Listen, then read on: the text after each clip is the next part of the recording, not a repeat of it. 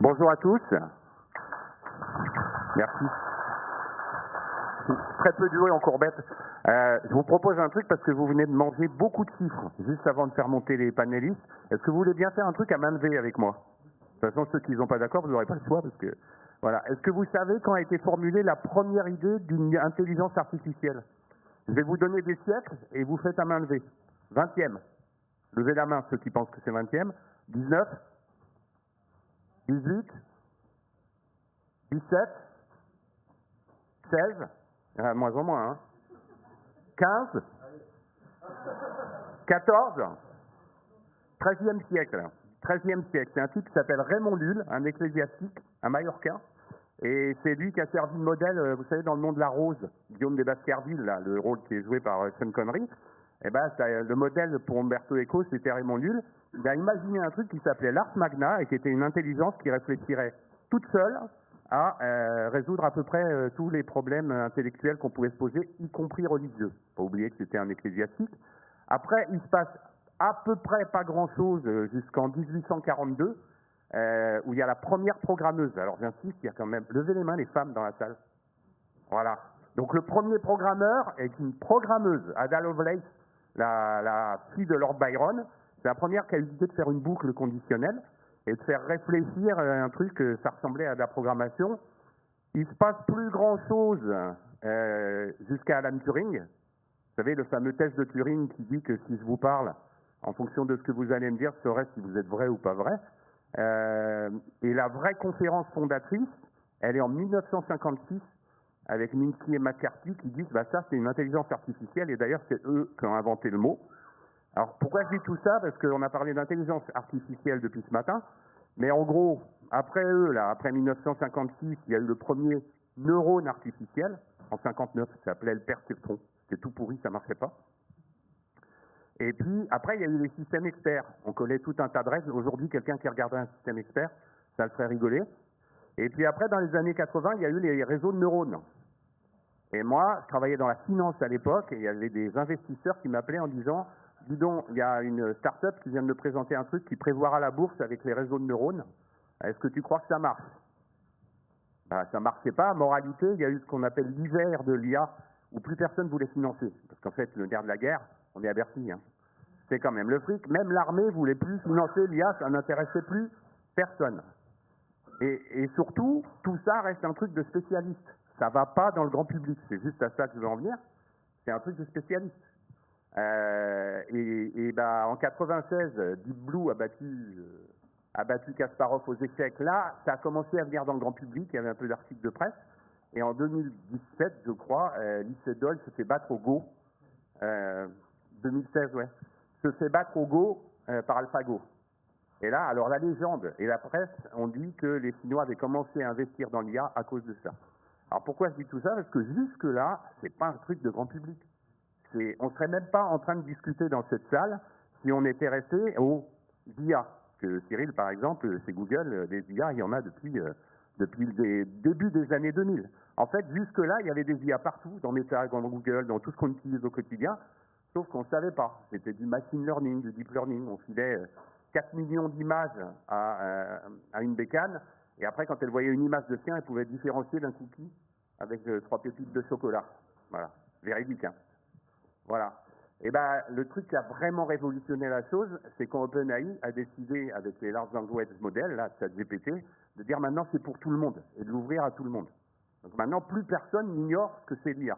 Sinon, on ne serait pas en train d'en parler. Voilà, je voulais préciser ça, parce que la disruption qu'on est en train de vivre, elle est surtout liée à ça. Elle est surtout liée au fait que maintenant, tout le monde a ça dans les pognes.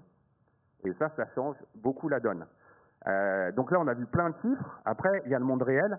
Donc pour nous raconter le monde réel, je vais convier à nous rejoindre Salomé Dubé, qui est VP de Yeva. Je vous invite à nous applaudir. Pariacha de Community, CEO de Community. Mathias Mercier, qui est CMO de Soprasteria.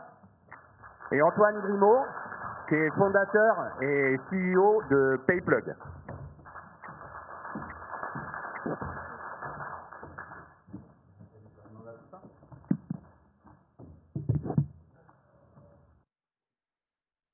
Ah. Il marche aussi? Vous m'entendez? Parfait. Bon, la première question, elle est pour toi, Salomé, si tu es d'accord. De toute façon, si tu n'es pas d'accord, vous n'aurez rien d'autre. Hein. Yeva Group, c'est une entreprise dans laquelle l'intelligence artificielle, c'est constitutif. C'est dès le départ. Ça n'a pas attendu les LLM. Mais est-ce que ça a été fastoche d'intégrer ça?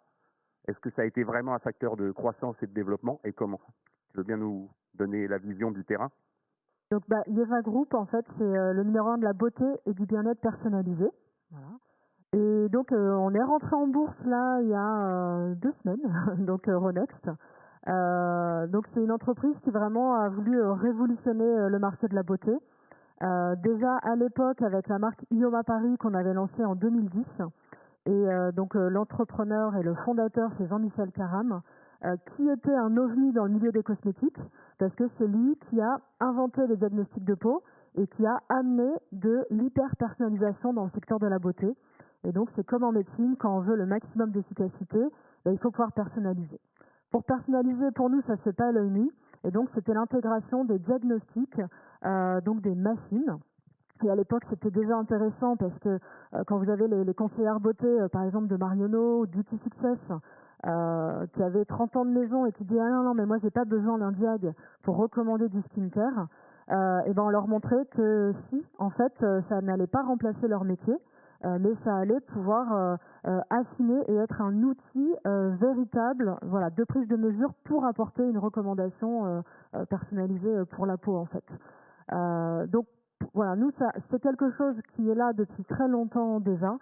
Tout ce qui est diagnostic de peau, on a créé l'Atlas de la peau, donc c'est plus d'1 million de données de peau. Et en fait, on voit qu'on a besoin, c'est de la science, donc tout ce qui est skincare, on a besoin d'avoir de la data, donc toutes ces analyses de peau pour pouvoir faire évoluer continuellement nos formules.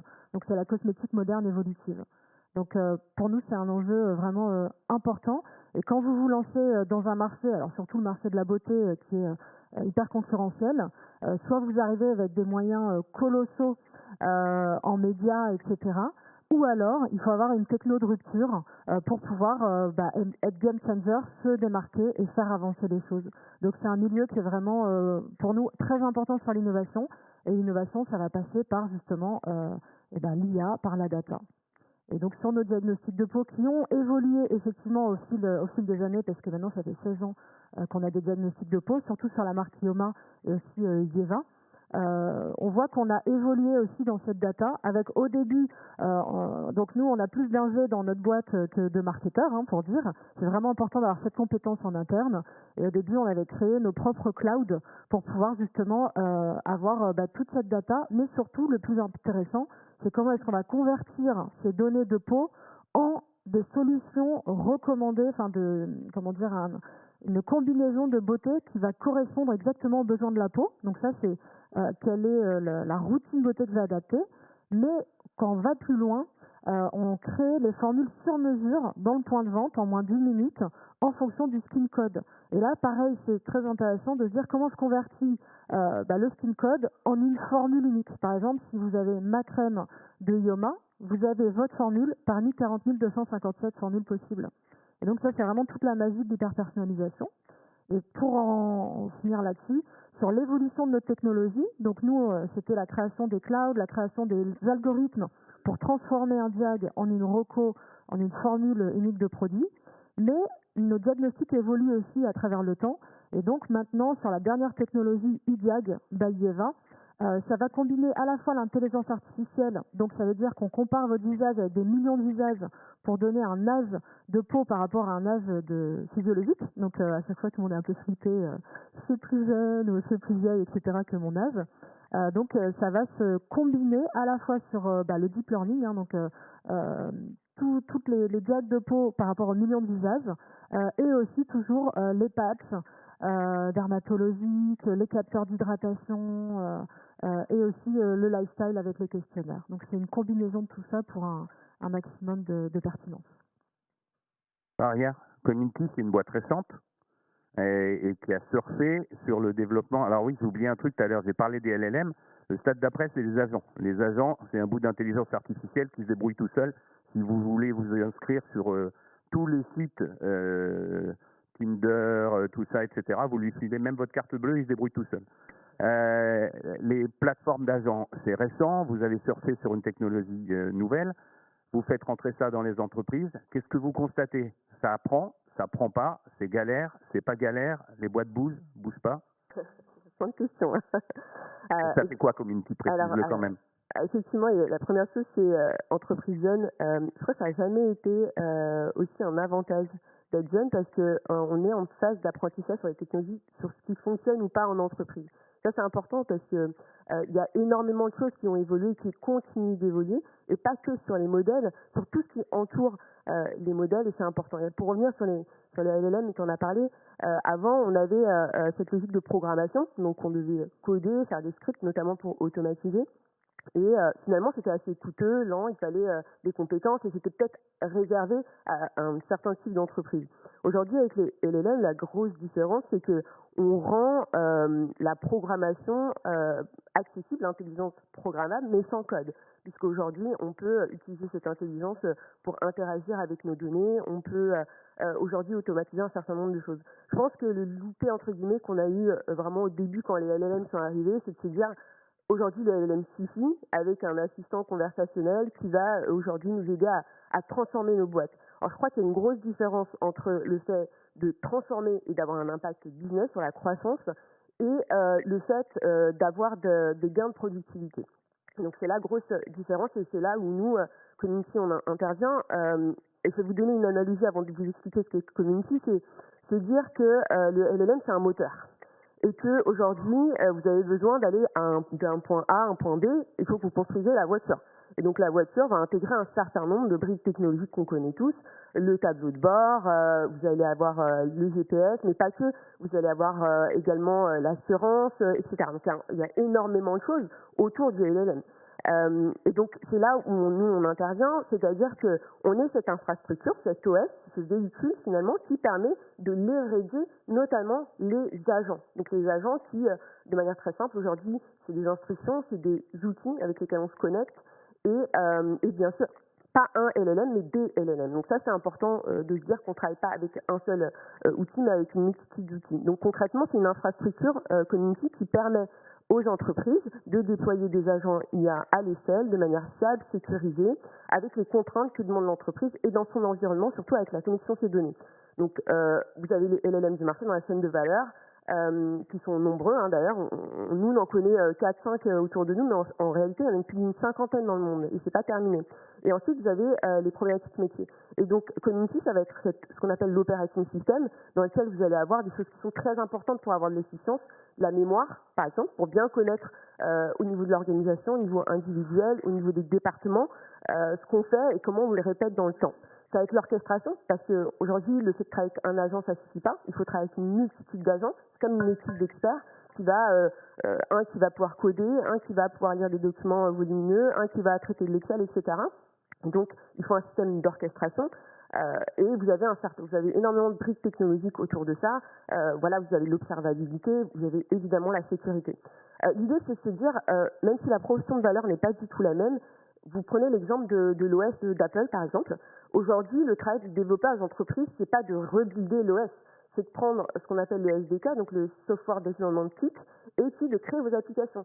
Et derrière, vous, votre travail, c'est de créer l'application, c'est de créer la proposition de valeur, d'intégrer le système de paiement, etc., d'en faire la promotion. Il ne s'agit pas aujourd'hui pour chaque développeur, chaque entreprise de reconstruire les OS. Et donc aujourd'hui, ce qu'on propose, c'est d'avoir cet OS. Et notamment parce que je crois que c'est très important le rendre accessible au plus grand nombre. Parce qu'il ne s'agit pas non plus de se dire qu'en fait les grandes entreprises, elles, vont développer des infrastructures. Parfois ça prend d'ailleurs pas mal de temps. Mais c'est bien en fait même l'entreprise de taille moyenne, qui est par ailleurs le sweet spot, et on en reparlera tout à l'heure, de développer des agents IA qui vont transformer réellement les business. Donc on n'est pas sur juste de la productivité, on est vraiment sur, ok, il y a une grosse partie du travail, par exemple d'un analyste, qui peut être fait par des agents, et donc il faut le rendre possible au plus grand nombre, et donc c'est ce qu'on fait chez Community. Mathias, c'est plus tout à fait une start-up, Soprasteria, et c'est dans un milieu technologique, et c'est gros. Comment on fait tourner le pétrolier? J'ai envie. Moi, je vais casser un petit peu l'ambiance. C'est beaucoup moins glamour, nous, ce que l'on fait. On est gros, en effet. Alors, gros, on est 56 000.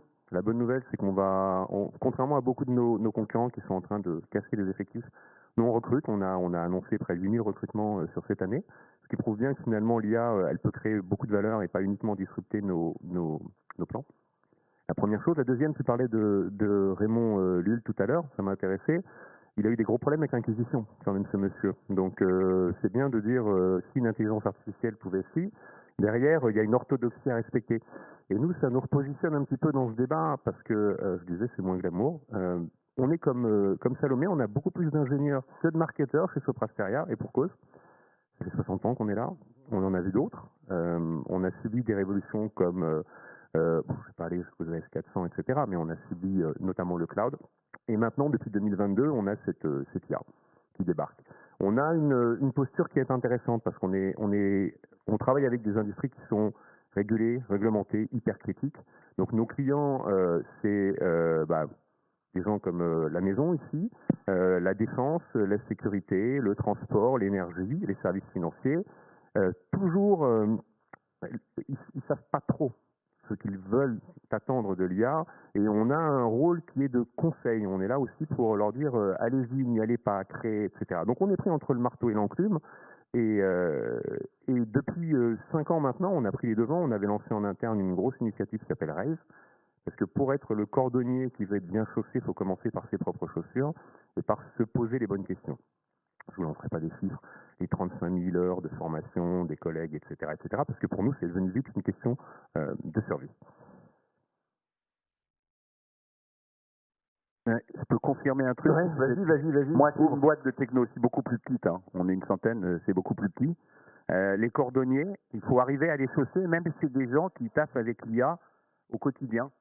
En fait, ils ont des chaussons, ils ont des pantoufles, ils ont tout un tas de trucs, mais les chausser correctement, c'est pas forcément évident. Pire que ça, ils arrivent sans savoir ce qu'ils veulent mettre au pied. Donc, on a aussi un devoir qui est de créer la bonne chaussure. Et les médias, le marketing, dont je fais partie, donc je peux plaider coupable, ont levé des attentes absolument colossales au niveau des marchés. Les analystes avec qui je travaille beaucoup, j'ai cette chance, analysent aujourd'hui. C'est pour ça que je veux aussi casser l'ambiance, parce que j'adore ce baromètre. Et en même temps, il m'envoie des signaux qui sont assez disruptifs par rapport à ce que je vois, moi, avec mes industries. On est dans cette pente de la déception, avec des attentes qui étaient absolument colossales dans l'IA. Et aujourd'hui, nos clients, et nous, par la même occasion, nous devons apprendre comment est-ce que l'IA change le paradigme, comment on doit faire les choses. Non pas mieux, mais différemment. Et cette réflexion, on est censé être là 2 à 3 ans avant nos clients, pour permettre ensuite à nos clients de ne pas forcément avoir à les refaire. Donc il y a une partie prospective dans nos métiers, dans tout ce qui a été services, GSI, etc., qui est absolument colossale et qui est beaucoup moins de l'amour, parce qu'on doit encaisser à la fois préparer les succès qui seront ceux de nos clients, mais également leur éviter les échecs et le downgrade. Je voudrais dire une petite chose en fait par rapport à ce que dit Mathias. Ça commence déjà à discuter, c'est bien. Non, mais il faut qu'on discute aussi. C'est parfait. Mais ce qui est intéressant aussi, alors autant moi je suis sur Yeva Group, mais en même temps je suis dans le fonds d'investissement de Jean-Michel Caram, qui va être mon associé. En fait, on investit dans plein de super entreprises. Et en fait, ce que je remarque, alors avec nos expériences et avec maintenant toutes ces jeunes entreprises qui arrivent et qui sont hyper successful, c'est qu'on se pose des questions, c'est est-ce qu'il y a certains postes qui sont clés et qui peuvent même être des postes de CMO sur certaines choses, qu'on va pas un peu outsourcer et on va prendre un peu en externe, en freelance, parce que c'est des gens qui vont être tout le temps formés sur les dernières technologies, alors que parfois, quand on embauche des gens en interne, c'est notre responsabilité de les former, de les faire grandir, et parfois on peut perdre un petit peu en up-to-date de tout ce qui se fait maintenant. Et ça, c'est un vrai enjeu maintenant où on peut recommander de dire, tiens, sur tous les métiers du digital, etc., prenons les derniers experts un peu en freelance, on a des seniors, pour pas de coût fixe, finalement, et une agilité. Antoine, merci Salomé. Une bonne fois, ça. Toi, tu es au confluent de deux mondes. Tu sers des e-commerçants qui ont pris le train très très vite, parce qu'ils n'avaient pas le choix, on leur parle d'instant checkout, on leur parle de tas de trucs, et tu es intégré dans le groupe BPCE, qui est un groupe bancaire avec des contraintes réglementaires. Il y a des banquiers dans la salle? Je m'en doutais. Vous êtes d'accord avec le fait qu'il y a un peu de contraintes juridiques, réglementaires, etc. Comment ça se gère? Comment on intègre l'IA là-dedans, dans ce système-là? Ouais. Alors effectivement, donc nous, on fait partie du groupe BPCE, on est Payplug, une société qui offre des solutions de paiement en ligne et en magasin à des commerçants, donc essentiellement des e-commerçants, on est davantage présent dans le paiement en ligne. Euh, Ce que tu disais en intro, je trouve est vachement intéressant parce qu'il y a eu plusieurs vagues sur l'IA. Et en réalité, là, on en parle comme de quelque chose qui vient d'arriver. Nous, le premier produit qu'on a sorti basé sur l'IA, c'était il y a 10 ans. C'était du machine learning appliqué à la détection de fraude. Et donc, c'est derrière ce qu'on appelle des random forests qui regardent en temps réel tout un paquet de données de paiement pour calculer un risque de fraude sur un paiement. Et donc, ça, la première version de ce produit, qu'on appelait Smart 3D Secure à ce moment-là, on l'a sorti en 2017. Et c'était vraiment de l'IA, enfin, c'était rien d'autre que de l'IA. Et ça passait les barrières réglementaires, sécuritaires de notre environnement très régulé, effectivement, parce qu'on manie des numéros de carte bancaire, on tient les comptes de nos clients, donc on doit passer un certain nombre de contraintes pour faire ce genre de choses. Donc il y a quand même déjà des choses qui existent, qui sont dans les usages et qui passent ces critères, qui sont nos critères dans le monde de la banque. Plus récemment, là, on a des assistants qui se déploient petit à petit dans des équipes. On a des équipes support, des équipes commerciales qui commencent à gagner du temps et de l'efficacité avec des solutions qui sont quand même relativement sur l'étagère aujourd'hui, qui ont un premier stade de maturité. Là où je pense qu'il y a une vraie transformation qui arrive pour des entreprises de technologie comme nous, et sur lesquelles il y a un vrai enjeu lié à ces contraintes réglementaires et sécuritaires, c'est sur la façon dont on produit de la technologie. Parce que nous, avant tout, on est une boîte de technologie, on est 300 personnes chez Payplug. Sur ces 300 personnes, il y a un peu plus de 150 personnes dans les équipes produits et tech. Donc des développeurs, des testeurs, des gens qui maintiennent des infras, qui font des déploiements. Et c'est là qu'on a finalement quelque chose qui peut vraiment transformer ce type de boîte, les boîtes de software en général. Parce qu'on a toujours vécu avec une contrainte qui est que notre capacité à produire sur nos roadmaps était assez fortement corrélée à la taille de nos équipes tech. Et ça, c'est une réalité dans le monde du SaaS, dans le monde du software en général. Et donc, on a toujours 300 idées pour la roadmap de l'année et la capacité à en livrer 30. Et donc, on passe aussi à prioriser. Et toi aussi. Oui, bah, je pense dans beaucoup de boîtes de la tech, c'est comme ça. Et on est en permanence en train de prioriser, de devoir choisir, de devoir faire des arbitrages. Si l'IA, comme on peut, enfin, si elle remplit ses promesses sur cette partie-là, et ça va très très vite sur cette partie-là en ce moment, on va passer à un moment où les développeurs auront chacun 10 agents qui vont faire du travail à leur place, et on va démultiplier la capacité de ces équipes à délivrer des évolutions, des nouvelles fonctionnalités sur nos produits. Et donc ça, c'est assez vertigineux dans une entreprise de technologie qui a toujours vécu dans ces réalités-là. Mais effectivement, aujourd'hui, on est à un moment où les solutions qui permettent de faire ça ne remplissent pas nos critères de sécurité, de maintenabilité, d'auditabilité qu'on a dans un environnement régulé. Mais le sujet, c'est que ça va très très vite. Là, si on regarde simplement ce qui s'est passé dans les 3 derniers mois, avec les raisonnements natifs, avec les MCP, avec l'essor de l'agentique, avec Claude Code, puis Cowork qui arrive, enfin ça change vraiment très très vite. Et ce qui est la réalité aujourd'hui, qui est que je ne saurais pas défendre à mon régulateur ou à mes équipes de sécurité d'avoir poussé en production des développements intégralement conçus et testés et validés par des IA. Voilà, ça, pour plein de raisons, de risques d'hallucination, de risques cyber, d'injection de prompt, enfin tout ce qu'on peut avoir comme risque sur ce type de choses. À la vitesse où ça va, il faut s'attendre à ce que ça ne soit pas si ça va arriver, mais plutôt quand est-ce que ça va arriver, et on commence finalement à s'y préparer, et comment est-ce que ces technologies elles vont transformer nos façons de travailler dans ces métiers de la tech qui sont en fait le cœur de ce qu'on fait dans des boîtes comme la mienne. Merci. Faria ? Excuse-moi. Tu nous as expliqué ce que faisait Community. Où est-ce que le discours passe? Où est-ce que ça marche? C'est les gros? C'est les petits? C'est des secteurs plutôt que d'autres? Et dernier point sur ce que vous préconisez, installer, je ne sais pas comment le formuler, il y a des trucs qui marchent mieux que les autres, enfin, qui sont plus facilement adoptés dans les entreprises que les autres? Alors, nous, on a fait le choix de travailler avec les entreprises mid-size. Et encore une fois, c'est pour moi le sweet spot parce qu'en fait, c'est des entreprises qui sont... elles ont suffisamment de création de valeur. Voilà, ces entreprises, quand je dis mid-size, on est sur des entreprises à partir de 100 personnes qui font quelques dizaines de millions d'euros de chiffre d'affaires jusqu'à 1 milliard.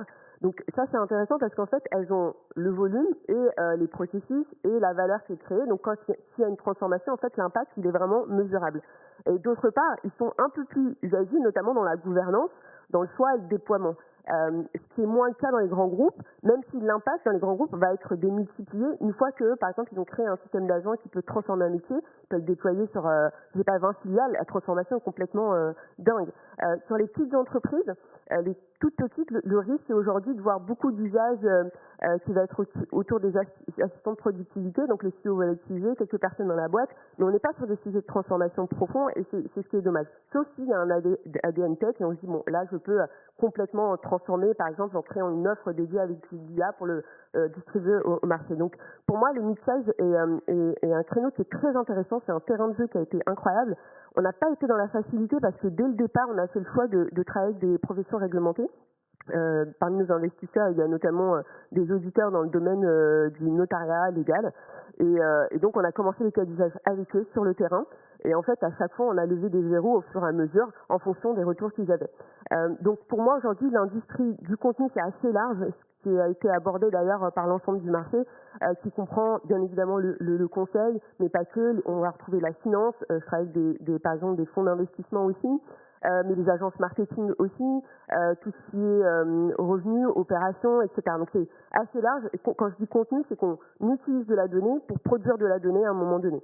Ici, on a des cas d'usage qui sont éprouvés et qui peuvent vraiment transformer les business. Je vais prendre un exemple. Je ne travaille pas encore avec les banques, mais avec plaisir pour le faire. Si vous faites voilà, vous avez deux banques par exemple, vous avez Paul et Marie qui travaillent dans cette banque. Typiquement, vous pouvez installer, j'ai rien contre Copilot, mais vous installez Copilot et donc il va, l'analyste qui analyse des crédits bancaires va l'utiliser pour faire son mémo et il va gagner peut-être 1 heure dans la journée. Génial. Et franchement, c'est un cas de retour qui est réel et mesurable. Maintenant, vous avez une autre question qu'on peut se poser en tant que banque, c'est de se dire, ok, est-ce que le travail d'analyse qui est fait par cet analyste, finalement, ne veut pas être délégué à un agent, tout en gardant Paul et Marie dans la boucle. C'est-à-dire qu'aujourd'hui, vous prenez les bilans, vous prenez les ratios, vous prenez l'historique client, vous prenez les instructions métiers de la banque, et aujourd'hui, le niveau de performance, il est à 90%, donc il est extrêmement bon et parfois meilleur que celui des humains. Donc vous avez là un gain de temps qui est phénoménal, qui se mesure de manière assez pragmatique, c'est-à-dire que aujourd'hui, Paul et Marie vont faire 3 à 4 fois plus de validation de dossiers de crédit bancaire. C'est pas la même chose que de gagner 1 heure. Donc c'est de ça dont on parle aujourd'hui, c'est que ça c'est de la transformation dans le processus métier, et ça ne veut pas dire que Paul et Marie ne servent à rien, parce qu'à un moment donné il faut donner les instructions et il faut surtout les valider. Et une fois que c'est fait, derrière le temps passé justement pour augmenter la satisfaction client, et notamment quelque chose qui crée de la valeur dans l'entreprise. Je dirais pas qu'il y a des choses qui marchent ou qui marchent pas. Encore une fois, je crois que le mot clé c'est l'accessibilité. C'est aussi le rôle, je pense, des acteurs technologiques de se dire comment on fait en sorte que tout le monde puisse l'utiliser.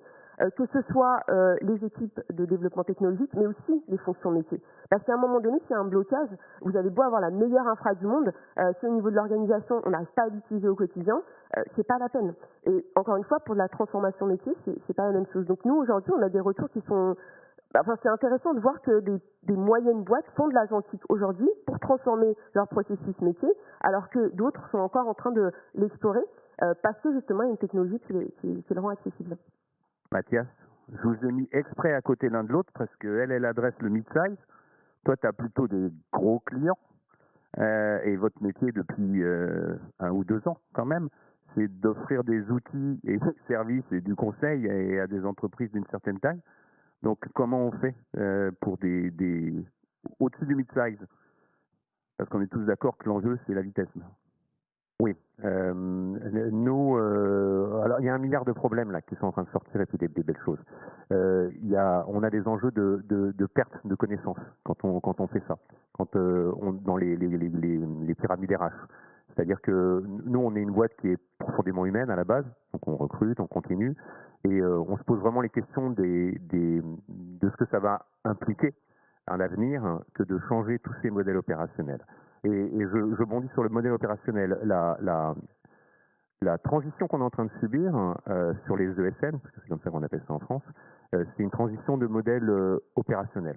On est en train de passer d'un traditionnel T&M, comme on dit en anglais, time and material, où on payait, on disait, ben voilà, on va tant de personnes pendant tant de temps pour tant, à un modèle qui est dit outcome based, dans lequel le client, on lui vend une finalité.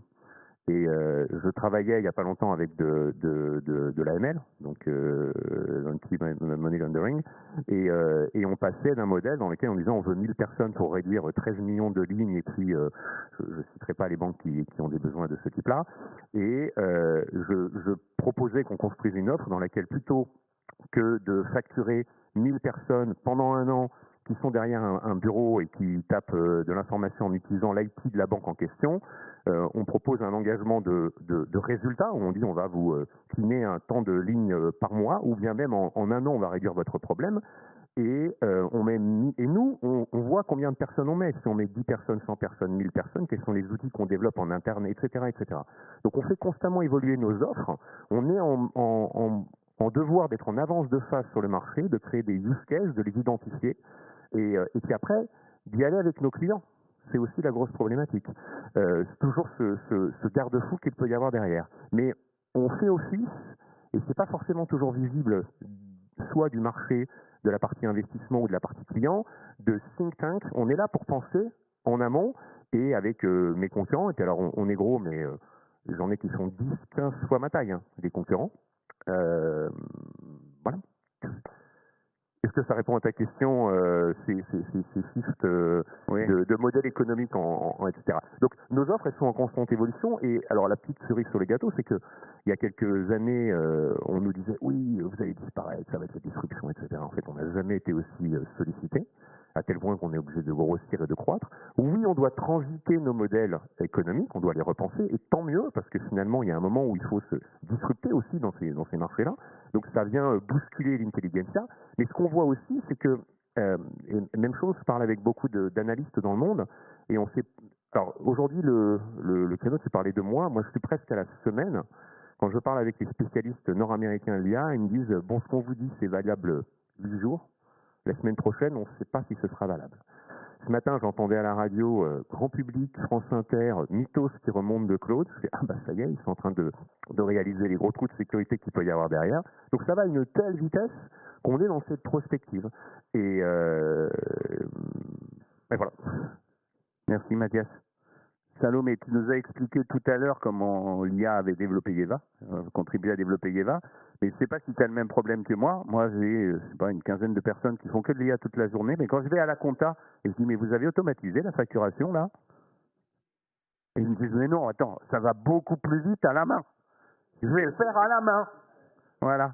Donc les autres fonctions, les fonctions transverses, alors, il y a un terme que je déteste, je ne sais pas s'ils sont pareils chez vous, mais chez moi, en tout cas, ce n'est pas des improductifs. Hein. Donc, les fonctions transverses, ça mord pas, l'IA, chez vous? C'est une bonne question parce qu'en fait, ok, on a toutes les slides, l'IA, etc. Après, concrètement, dans chaque équipe, comment ça fonctionne? Alors, moi, ce que je peux voir, par exemple, dans mes métiers, je m'occupe aussi en direct de la supply chain, de la gestion des productions, et j'ai pas automatisé, je continue à la main plein de trucs. Bon, voilà, ça viendra. Par contre, les premières fonctions qui ont vraiment bougé chez nous, qui ont même fait peur à beaucoup, c'est le contenu. En fait, on a tout un pôle création de contenu, quand vous avez des marques beauté, etc. Création de contenu, ça a tout révolutionné. Parce qu'avant, on a des gens qui sont hyper littéraires, qui ont fait je sais pas combien d'études pour écrire super bien, etc. Et là, tout d'un coup, équipe qui s'est réduite, et donc 7 personnes expertes avec l'IA, des résultats vraiment super. Donc ça, pour moi, ce qui a changé, c'est le contenu. Ce qui a changé, c'est aussi par rapport au digital. Quand vous avez les sites internet avec les pages produits, les pages marques, non mais c'est juste incroyable. Quand on commence à dire, voilà, tel produit, est-ce que tu peux me rendre les pages plus SEO, etc. Aussi, sur internet, ce qui était intéressant, c'est comment est-ce qu'on va créer du trafic sur notre site. Et en fait, de partir de, par exemple pour un produit, je pense chez Cégel, nous on a un soin teinté, teinte universelle. Et là, c'était de se dire qui sont mes clients. Donc, je vais targeter tous les gens en fonction de chaque besoin, parce que tout le monde a des besoins très différents. Et donc, je vais pouvoir écrire des pages web dédiées en fonction de ces personnes-là. Et donc, je me retrouve pas avec une page produit, mais avec 50 landing pages pour un produit. Ce qui fait que quand vous arrivez sur une recherche Google, ou par exemple, j'ai des cernes, comment faire, parce qu'elle va pas dire je veux un produit anti-cernes, c'est comment cacher les cernes. en fonction de la typologie, enfin de la demande de la cliente, boum, on va avoir une page web dédiée. Mais ça, franchement, avec l'IA, c'est juste incroyable.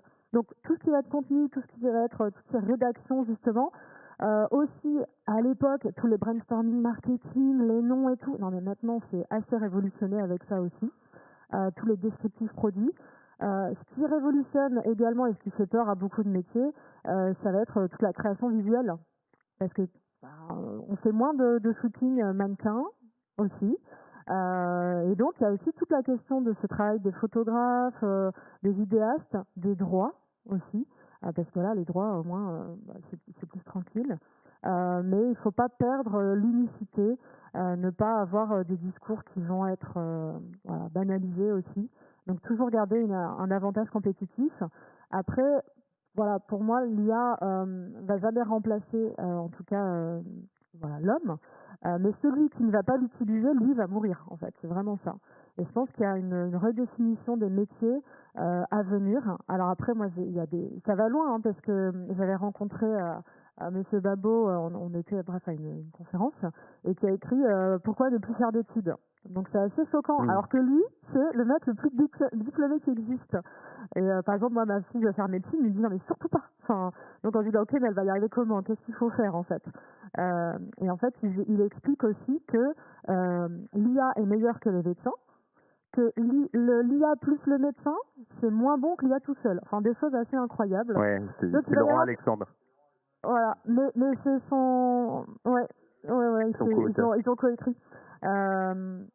En tout cas, voilà, évolution des métiers, prendre la chose en route, on pourra pas faire sans. Et j'ai l'exemple tout bête, hein, enfin c'est très terre à terre, mais à l'époque les taxis, ils apprenaient tout par cœur, et maintenant ils ont tous les GPS, voilà. Donc en fait, il faut avancer aussi avec son temps et tirer le meilleur de la technologie. D'ailleurs, pour l'anecdote, moi, oui, moi j'avais des salariés qui étaient bloqués à Dubaï au moment du début de la guerre en Iran, et qui m'ont téléphoné en me disant on a un problème, c'est quand on veut aller au consulat, ils ont bloqué tous les GPS, ils ont bloqué tout ça, donc les taxis ne savent pas nous emmener, parce qu'ils ne savent pas où aller, parce qu'il n'y a plus de GPS, c'est un détail. Et pour corroborer ce que disait Salomé là, nous on a fait des images pour une marque de luxe que je ne nommerai pas, à la place des shootings, etc., parce qu'on fait ce genre de trucs, et on leur a livré, et la DA Europe de la marque a dit non mais c'est pas le bon niveau de qualité, on peut pas prendre ça. Alors on a eu une idée, on leur a envoyé leur propre image d'origine, et ils nous ont répondu c'est pas le bon niveau de qualité, on peut pas prendre ça. Et en fait, alors pour avoir discuté après avec des gens dans la marque, le problème est très politique. D'abord, ils veulent pas des vêtements portés parce que ils veulent pas qu'on leur dise une marque de luxe qui sont en train de tuer la profession de mannequin. Voilà. Et puis, ils veulent pas perdre leur job. Donc, dans les freins d'adoption, j'en ai pas beaucoup entendu parler, mais je pense que c'est intéressant de le mettre sur la table. Il y a des freins d'adoption de ce type-là. Juste pour finir, je vais essayer de tenir le timing, Antoine. Il y a donc toi, tu as les e-commerçants qui sont à fond les ballons. Il y a des gens dans cette salle qui ont les mêmes sujets. Et je ne peux pas te demander de lire dans ta boule de cristal, mais OpenAI avait lancé Instant Checkout, puis comme les autres ne voulaient pas se faire des intermédiaires et qu'il y a des problèmes techniques, ils ont dit on arrête. Donc à ton avis, moi ce que je constate, c'est que Google, ça a mis 27 ans à se construire, le web, tout ça, 27 ans. OpenAI, 27 mois. L'Agentique, 27 semaines. Qu'est-ce que tu en penses? Ouais, mais sur le commerce, et alors en particulier le commerce en ligne, c'est assez fascinant la façon dont l'IA est en train de faire évoluer ces métiers-là. Donc ce qu'on observe sur le commerce en ligne, on a un funnel, on commence par attirer des gens sur son site et ensuite on essaye de les amener jusqu'à un acte d'achat. Le haut du tunnel est déjà complètement transformé. C'est ce que tu connais bien, le GEO, donc aider des commerçants à être visibles et à être trouvés par des agents, par des LLM, quand un acheteur demande à ChatGPT des idées pour un achat. Faut quand même avoir en tête qu'à Noël dernier, en Noël 2025, 20% des achats de Noël ont été conseillés par des IA. C'est déjà dans les usages. Donc le haut du tunnel, le fait d'avoir une IA qui intervient en haut du tunnel pour aider quelqu'un à choisir le bon produit sur le bon site, au bon prix, cette partie assistant, elle existe déjà et elle est déjà dans les usages. Et il y a de plus en plus de technologies ensuite pour faciliter ça. Alors Google a lancé son protocole UCP qui doit faciliter l'accessibilité des catalogues produits aux IA, par exemple, pour que ce soit encore plus performant. Mais quand on descend le funnel, l'étape donc qui est celle sur laquelle nous on est positionné, qui est celle du paiement tout au bout du tunnel, on a encore une vraie barrière. Et en fait, je pense que, enfin, on a encore deux barrières. Il y en a une qui est relativement évidente qu'on va réussir à la lever à un moment, c'est la barrière technologique. Il y en a une qui est un peu moins évidente, c'est la barrière de l'usage. La barrière technologique, aujourd'hui, c'est des sujets de fraude, de risque d'hallucination. Qu'est-ce qui se passe si au moment du paiement, il achète un mauvais produit, s'il en achète 10 au lieu d'en acheter un. Donc c'est ce genre de choses qui aujourd'hui ne sont pas claires. Quelle est la responsabilité d'ailleurs si l'agent se trompe et achète le mauvais produit? Qui est responsable de quoi? Qui doit rembourser? Donc il y a des questions juridiques, techniques de mise en œuvre. Mais ça, je pense que le sens de l'histoire, c'est qu'on va trouver des solutions, on va réussir à les lever. Là aussi, on travaille d'ailleurs directement avec Google sur A2P, qui est un protocole sur le paiement agentique. Donc on va réussir à lever ces barrières à un moment. La question, c'est plus la barrière de l'usage. C'est est-ce que cet acte de paiement en fin de parcours, le consommateur va être à l'aise de le déléguer complètement, ou est-ce que le consommateur va être prêt à avoir un assistant qui l'aide à trouver le bon produit et à le guider, mais va vouloir garder la main au moment d'appuyer sur le bouton payer pour valider son achat, parce que c'est rassurant, parce que c'est les usages tels qu'ils sont aujourd'hui. Et en fait, ça, c'est ce qui est marrant, c'est que c'est la question la plus simple, la question de l'usage, est-ce qu'on va vouloir le faire ou pas, et en même temps, c'est la question sur laquelle on n'a pas de boule de cristal, et c'est assez difficile de savoir si, effectivement, quand toutes les barrières technologiques seront levées, le consommateur va quand même vouloir avoir, lui, faire le geste, la décision d'acheter, ou s'il va être capable de dire à son agent, bah, au moment où tu me trouves ça, tu l'achètes, tu te débrouilles, et puis voilà. Donc, ouais, on est encore dans ces questions.